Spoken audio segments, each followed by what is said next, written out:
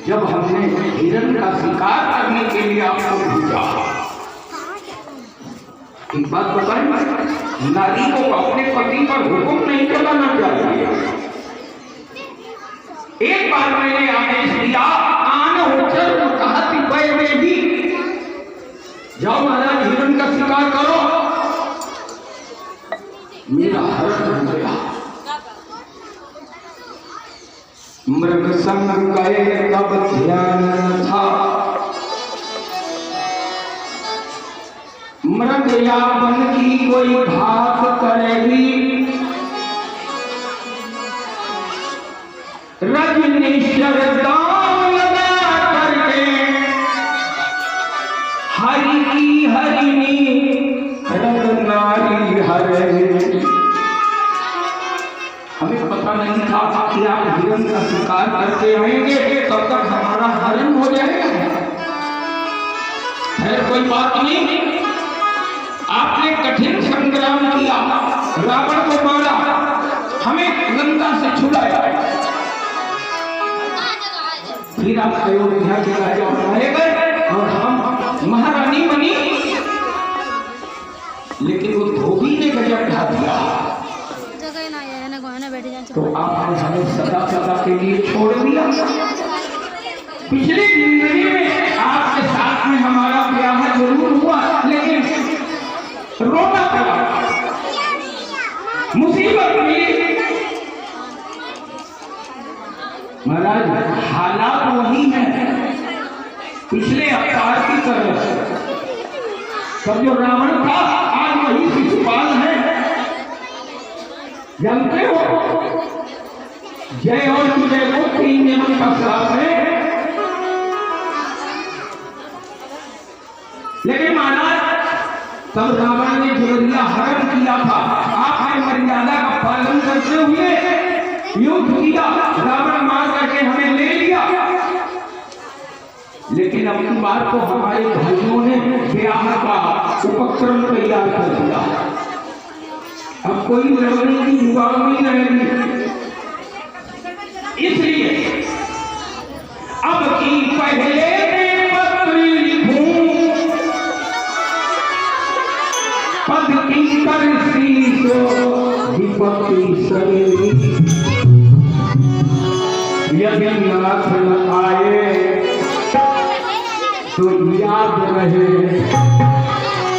प्रभु की प्रभुता पर भूले। निवेदन है, हमारे यहाँ एक परंपरा है, जब किसी मांगलिक कार्य को किया जाता है तो गांव के बाहर देवी माँ का मंदिर है, वहां पूजा की जाती है। यदि आप दयावान हैं आ जाएं, हमारा जीवन सुधार दें, हम आपके चरणों की सेवा कर सकें।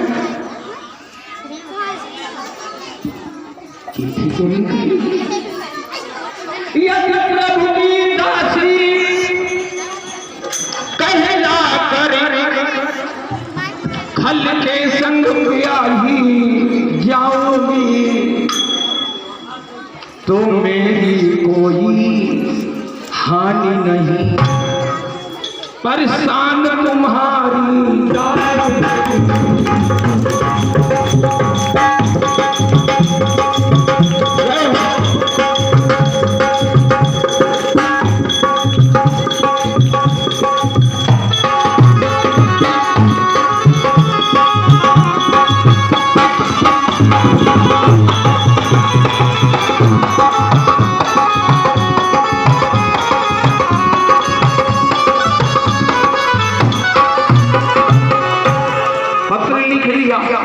लेकिन अभी ये कौन जाए? अगर कानों कान किसी ने जान लिया तो जान जाएगी। कहीं झरोखों से झांकती है, अठारी के निहारती है, तब तक एक ब्राह्मण दिखाई पड़ गया। रुक्मिणी ने मधुर वाणी में निवेदन किया, ब्राह्मण देव भगवान ने जिंदगी तो दी, मौत मरवा रही है, अगर तुम कृपा ज्ञान कर रहे हैं। ब्राह्मण ने कहा बोलो काम क्या है? रुक्मिणी ने कहा ये हमारा पत्र है, द्वारिका ले जाना पड़ेगा, आप जा सकते हो? ब्राह्मण ने कहा चला जाऊंगा। रुक्मिणी ने कहा कोई जान न पाए और ये चिट्ठी ले जाकर के सीधे सीधे द्वारिकाधीश को देना। पत्र डाल दिया, गिरा दिया। ब्राह्मण ने उठाया और पत्र लेकर के चल दिया। द्वारिकापुरी में पहुंचा। द्वारिका आगे बढ़ते रहे लेकिन थोड़ी थोड़ी पतली रास्ता बनाए रहे। द्वारिका में पहुंचा। बड़ा है एक दुल्हन कोई दूल्हा, हाँ बढ़िया वाली है सीता। क्या हुआ?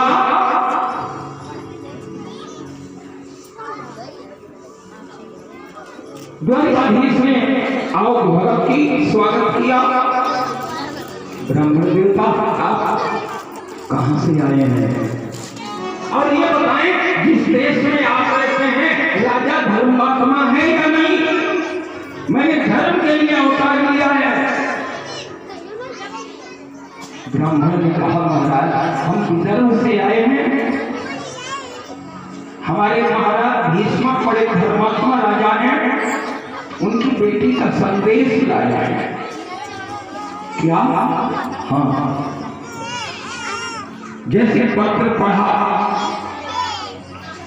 वैदर्भ्या सत संदेशम निसम्मे यदुनंदनः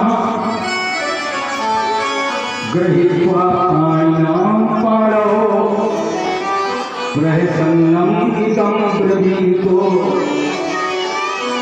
पत्र पढ़ा, ब्राह्मण के हाथ में हाथ पकड़ करके बड़े प्यार के साथ में बोले विप्रदेव घबराओ नहीं, मैं तुम्हारे साथ चलूंगा, थोड़ा ठहरो। साथी को बुलाया, रथ सजाओ।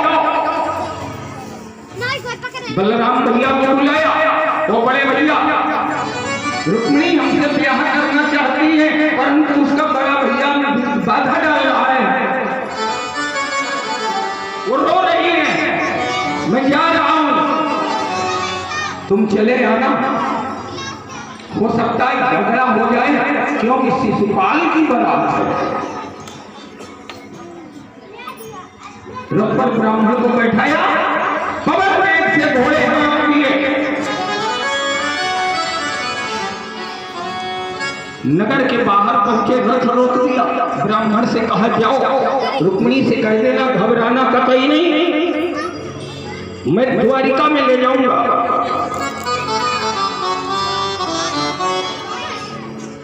इधर रुक्मिणी रो रही है, आज ही बारात आएगी, खबर कोई लगी नहीं, वो भी नहीं पहुंचा नहीं। हमने चिट्ठी तो भेजी लेकिन पता नहीं वो ब्राह्मण गया या नहीं।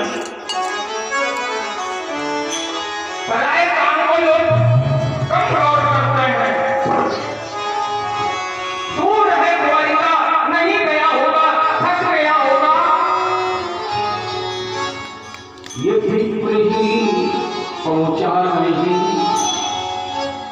या प्रीति दौड़ी नाथ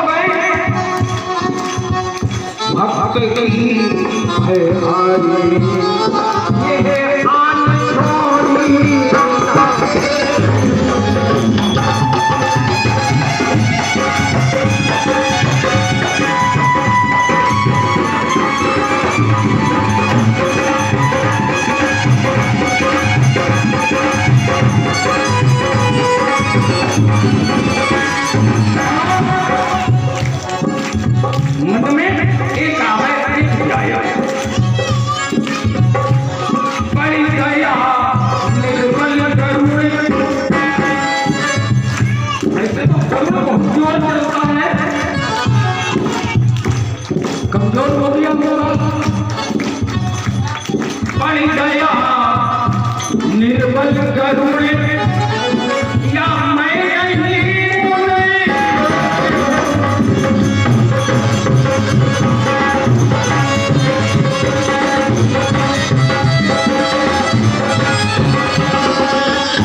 जय हो वो द्वारिकाधीश है। हमारे जैसे हजारों लड़कियां शादी करना चाहती होंगी, हमें अपने लायक नहीं सोचा। जय हो पड़ गया निर्बल गरुड़ या मैं नहीं उन अयोग्य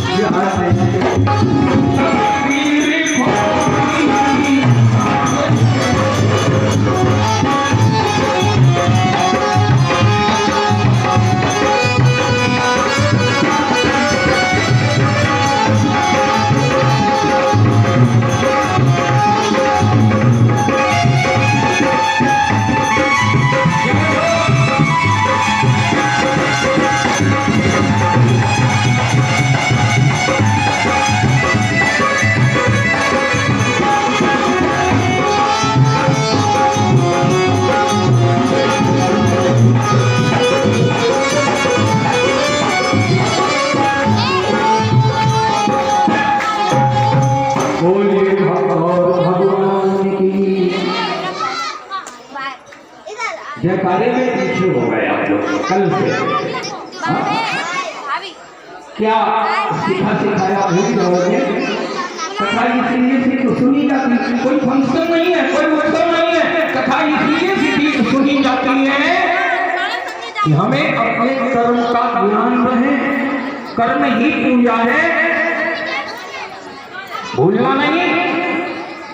बोलिए सच्चिदानंद भगवान की जय हो। हाँ जयकारे में पीछे नहीं। क्या हुआ? ब्राह्मण आ गया। राजकुमारी हम तुम्हारा संदेश लेकर ही गए। आ जाओ आगे, थोड़ा थोड़ा आगे बढ़ाओ। सबको बैठाओ, जगह है, थोड़ा थोड़ा आगे बढ़ते आओ। हाँ लेकिन बोले नहीं, आते जाए बैठते जाए।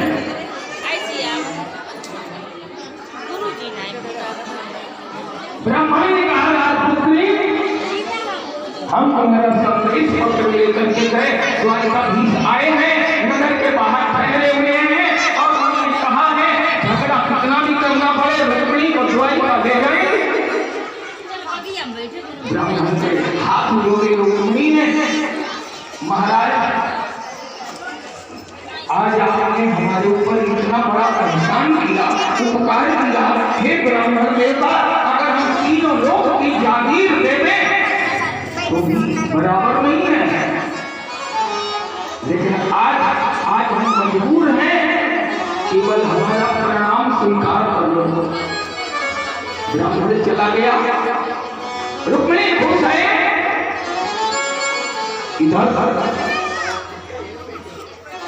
इधर महाराज शिशुपाल की बात आ गई। और जब शिशुपाल की बात आ गई, स्वागत किया गया, जन्मवासा दिया गया। जन्मवासा रुक्मिणी पहुंचा, शिशुपाल का हाथ मिलाया, हंसकर के बैठ गए। आगे दूल्हा के पास और बोला शिशुपाल ये केवल औरती बदौलत में आने आए हो ना, भुजाओं में कोई बल नहीं। शिशुपाल हंसने लगा। शिशुपाल ने कहा ये तो राजी बाजी में क्या हो रहा है, ताकत की क्या जरूरत? क्योंकि कहने लगा शादी तो हम राजी नहीं कर रहे हैं, लेकिन हम कर रहे हैं, हमारे पिता की राजी नहीं है। हमारे पिता भी चाहते हैं कि रुक्मिणी का ब्याह कृष्ण से हो। और तुम जानते कृष्ण नटखट है, अगर उसे कहीं मालूम हो